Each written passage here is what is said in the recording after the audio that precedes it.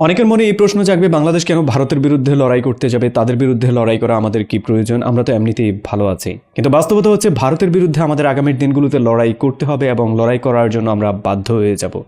ভারত এমন এক ফিল্ড আমাদের জন্য তৈরি করে দিচ্ছে, কিংবা এমন এক ফিল্ড আমাদের জন্য সাজিয়ে দিচ্ছে যে আমরা বেঁচে থাকার জন্য হলেও ভারতের বিরুদ্ধে লড়াই করে যাব। তার বাস্তবতা ঠিক এরকম, ম্যাপের দিকে তাকান।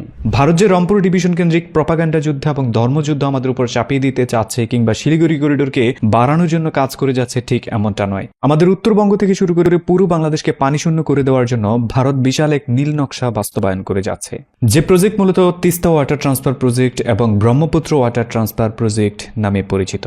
মূলত ম্যাপের এই অংশে যদি আপনি ভালো করে তাকান, ভুটান এবং চায়নার বর্ডার থেকে যতগুলো নদী আছে সেগুলো ভারতের আসাম এবং ওয়েস্ট বেঙ্গল হয়ে বাংলাদেশে প্রবেশ করেছে, যেখানে সবচেয়ে বড় দুটো নদী হচ্ছে ব্রহ্মপুত্র এবং তিস্তা। ছোট ছোট প্রায় অর্ধশত নদী রয়েছে যেগুলো ব্রহ্মপুত্র এবং তিস্তায় মিশে মূলত বাংলাদেশে প্রবেশ করে। সেই ব্রহ্মপুত্র নদীর পানি মূলত মেইনল্যান্ড ইন্ডিয়াতে নিয়ে যাওয়ার জন্য ভারত একটা ওয়াটার ট্রান্সফার প্রজেক্ট হাতে নিয়েছে, যে প্রজেক্টের মূল কাজ হচ্ছে মূলত কৃত্রিম নালা বা খাল তৈরি করে তিস্তা এবং ব্রহ্মপুত্র থেকে পানি মূলত শিলিগুড়ি করিডোর হয়ে মেইনল্যান্ড ইন্ডিয়াতে নিয়ে যাবে, যার ফলাফলস্বরূপ ধীরে ধীরে বাংলাদেশ পানি শূন্যতার দিকে এগিয়ে যাবে এবং বাংলাদেশের মেইনল্যান্ডে পানি বলতে কোনো কিছু থাকবে না। আর যদি পানি না থাকে তাহলে আমাদের এই বিশাল সমতল ভূমি মূলত মরুভূমিতে পরিণত হবে এবং কোনো ধরনের কৃষি কার্যক্রম সম্পন্ন করা সম্ভব হবে না। সব ধরনের ফসল ফলাদি সবকিছু নষ্ট হয়ে যাবে এবং পুরো ইকোসিস্টেম পুরোপুরিভাবে ধ্বংস হয়ে যাবে। তাই আগামীর দিনগুলোতে ভারতের শিলিগুড়ি করিডোর কেন্দ্রিক লড়াইটা শুধুমাত্র চায়নার কিংবা ইন্ডিয়ার নয়, বরং সেটা বাংলাদেশেরও অস্তিত্বের লড়াই হয়ে যাবে।